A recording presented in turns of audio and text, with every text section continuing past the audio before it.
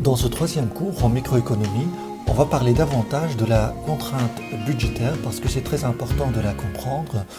Alors, vous avez cette contrainte qu'on a tracée dans les cours précédents, vous pouvez les revoir. Alors, cette contrainte budgétaire, il faut comprendre que tous les points qui se trouvent en dehors de cette contrainte, plus loin, sont des points que le consommateur ne peut pas acheter, sont des points très très chers, des combinaisons de biens très chers. Alors si on prend l'exemple on va prendre n'importe, on va prendre celui-là par exemple, 15. Est-ce que notre consommateur peut acheter 15 unités de Y, du bien Y? Y, pensez que c'est aller au cinéma par exemple. Alors, est-ce que notre consommateur peut s'offrir 15 tickets de cinéma? Il ne peut pas parce que 15, ça va lui coûter plus que 150 euros. 15 fois 15, ça fait plus que 150 euros. Est-ce que, par exemple, si je prends un autre point, ici le point qui correspond à 10 unités de Y et 10 unités de X, est-ce que le consommateur peut acheter cette combinaison 10 fois Y et 10 fois X? Eh bien, il ne peut pas parce que ça dépasse le budget. Ça dépasse le budget. Si on calcule, 10 fois 10, ça fait 100 euros ici. Et 10 fois 15 euros, ça fait 150. Et le consommateur ne dispose que de 150 euros comme budget.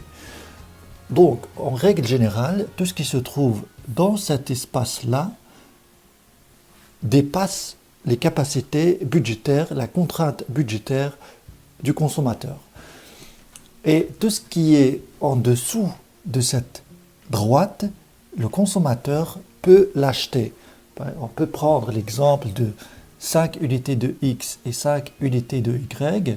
C'est tout à fait possible pour le consommateur et ça va lui coûter 5 fois 10 et 5 fois 15. Ça fait moins que 100, ça fait moins que 150 euros. Donc tout ce qui se trouve dans cette zone-là rentre dans les capacités d'achat de notre consommateur. Ça, c'est la première chose à savoir.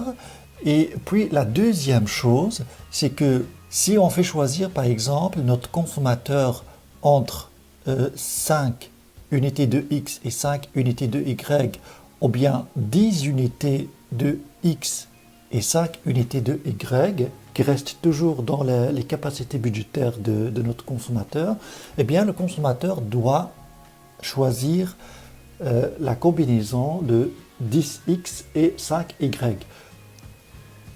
Pourquoi? Parce que le consommateur est rationnel, c'est-à-dire qu'il respecte les axiomes dont on a parlé dans la première vidéo, et parmi lesquels il y a la maximisation. Le consommateur, son objectif, c'est de chercher à maximiser sa satisfaction en respectant sa contrainte budgétaire. C'est ça le but de notre consommateur, c'est d'avoir le maximum de satisfaction possible en dépensant son budget. Voilà pour ce cours. La prochaine fois, je vais parler de la courbe d'indifférence. Je vous dis alors à très bientôt.